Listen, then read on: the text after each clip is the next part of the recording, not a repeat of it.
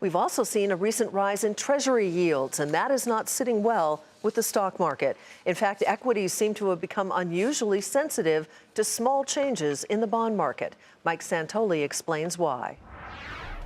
On the surface, the recent rise in global bond yields might seem like a good thing for stocks. Don't rising yields mean the economy is improving and investors are willing to take on more risk? In one sense, this is true. And yields are still quite low, of course, with the 10-year Treasury well below 2%, a level that has been just fine for the stock market in the recent past. Yet as the pullback in equities since last week shows, U.S. stocks are, for now, acutely sensitive to an abrupt sell-off in bonds, which lifts their yields.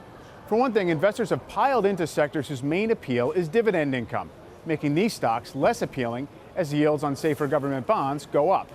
4 of these dividend sectors, utilities, telecom, consumer staples, and real estate, together now make up 18% of the S&P 500 index. The financial sector, which tends to benefit from higher rates, is only 13% of the index once real estate stocks are excluded.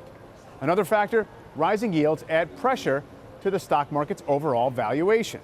One of the key arguments for stocks in recent years was that low bond yields help justify stocks' somewhat elevated values in the 8th year of a bull market. Yet with the recent rise in the 10-year Treasury yield toward 1.7%, on this basis, stocks appear less attractive than they have on average over the past 5 and 10 years. There's no guarantee that yields will indeed keep rising, of course, and in the past, the stock market has eventually been able to absorb higher bond rates as long as they're accompanied by a stronger economy and better corporate earnings growth. But until investors gain confidence that the economy and profit trends are getting better, stocks might well remain sensitive to each twitch of the bond market. For Nightly Business Report, I'm Mike Santoli at the New York Stock Exchange.